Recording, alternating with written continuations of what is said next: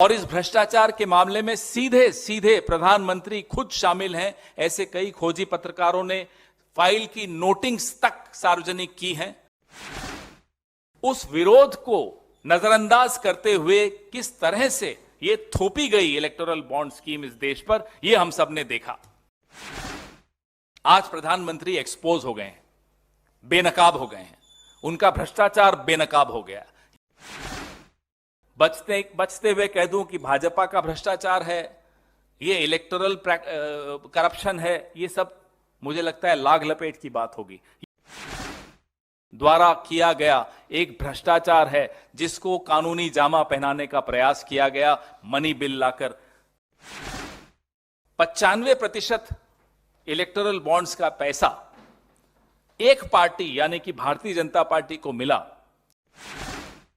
यानी कि 5,200 करोड़ रुपए भारतीय जनता पार्टी के अकेले के खाते में इलेक्टोरल बॉन्ड से आया है। हमारी मांग है, यह सीधा सीधा भ्रष्टाचार का मामला है और इस भ्रष्टाचार के मामले में सीधे सीधे प्रधानमंत्री खुद शामिल हैं, ऐसे कई खोजी पत्रकारों ने फाइल की नोटिंग्स तक सार्वजनिक की हैं, आप सबके सामने हैं, मैं भी आपसे साझा करूंगा, जिसमें चुनाव आयोग हो, वित्त मंत्रालय हो, लॉ कमीशन हो, लॉ मिनिस्ट्री हो, इन सब ने अपने अपने स्तर पे जिनके जमीर जिंदा हैं उन अधिकारियों ने फाइल नोटिस में अपना विरोध दर्ज किया था। उस विरोध को नजरअंदाज करते हुए किस तरह से ये थोपी गई इलेक्टोरल बॉन्ड स्कीम इस देश पर, ये हम सब ने देखा। आज प्रधानमंत्री एक्सपोज हो गए हैं, बेनकाब हो गए हैं, उनका भ्रष्टाचार बेनकाब हो गया।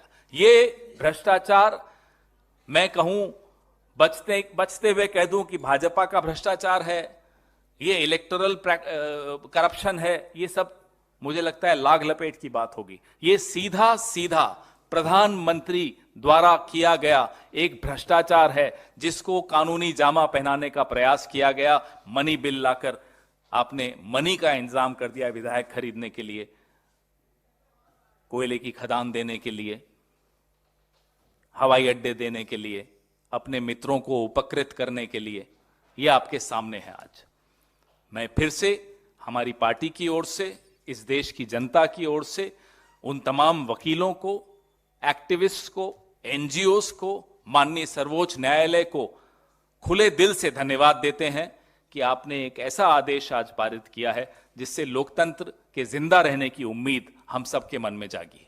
अब जो 95% इलेक्टोरल बॉन्ड्स का पैसा एक पार्टी यानी कि भारतीय जनता पार्टी को मिला, हम भी ये जानना चाहते हैं, देश भी ये जानना चाहता है कि उसके एवज में आपने क्या हवाई अड्डे बेचे हैं, आपने क्या कोयले की खदानें बेची हैं, आपने क्या किया है, या एमएलए खरीदे हैं, या नए सूट सिलवाए हैं, ये जानने का हक हम सबको है, या नए हवाई जहाज खरीदे हैं, हमें नहीं मालूम आपने क्या खरीदा।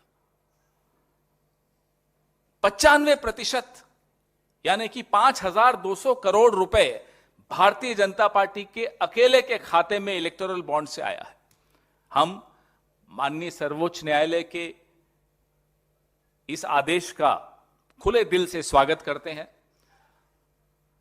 और हम ये मांग दोहराते हैं कि SBI, state bank of India, उस तमाम जानकारी को सार्वजनिक पटल पर रखे जिससे कि जनता को यह मालूम पड़े किसने कितना पैसा किसको दिया। आपको याद होगा कि यह electoral bond scheme Bharatiya Janata party की मोदी सरकार मनी बिल के तौर पे लेकर आई थी ताकि राज्यसभा में इस पर कोई चर्चा ना हो, कोई बहस ना हो और सीधा पारित हो जाए। आज भी हमें डर है और हमारा डर भी जायज है। हमारा डर यह है कि कहीं फिर से कोई अध्यादेश जारी ना हो जाए ताकि इस सुप्रीम कोर्ट के आदेश से बच जाए सरकार। यह डर हमारा जायज है, इस डर को हम आपके साथ साझा कर रहे हैं।